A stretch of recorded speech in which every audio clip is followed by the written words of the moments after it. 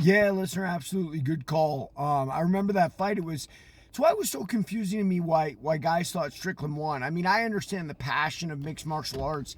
I understand the country thing. You know, people are like, "Well, we're American. Strickland's our champ." I get it. He dethroned Adesanya, and then a foreigner is a foreigner. I get that. I've known that since Stephen Tankstead fought Michael Spinks way back in that tournament that was supposed to unify the titles. And never ended. I asked my friend who we rooting for because Spinks was our enemy because Larry Holmes was the champ for so long. He said, "Well, I don't want no foreigner." And I guess that's part of it. But that fight with Driscus, he definitely exploited Sean with the takedown. And it made us think Driscus would do better against Hamzat, right? And he really didn't.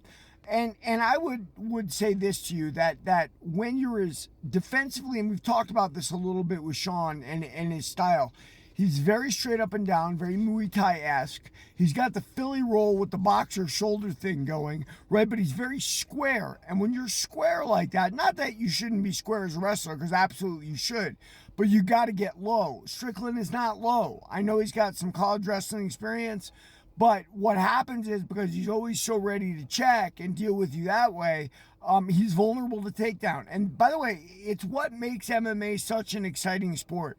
You can close off one avenue for your opponent, but that just opens up other avenues. So when people are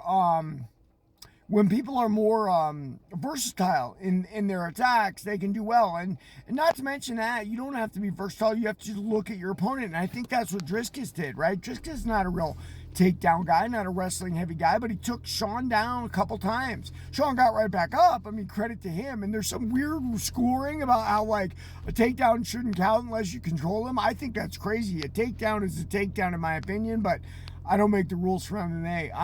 I watched my old training partner Hyde Emil fight recently, and his opponent had like a 500 UFC record and was not known as a wrestler, but he realized Ty's going to come bang, and what did he or Hyde is going to come bang, and he just shot on him, and he took Hyde down enough to win that fight. So you are absolutely right. Fluffy may go there, and I mean, I don't know Fluffy's background, but I'm sure he was a wrestler. I'm sure Fluffy's been a tough guy his whole life. I'm sure he grew up in, he's American, right? So, a tough Chicano from wherever in America, probably going to be a wrestler. So, I'm sure Sean should look out for that.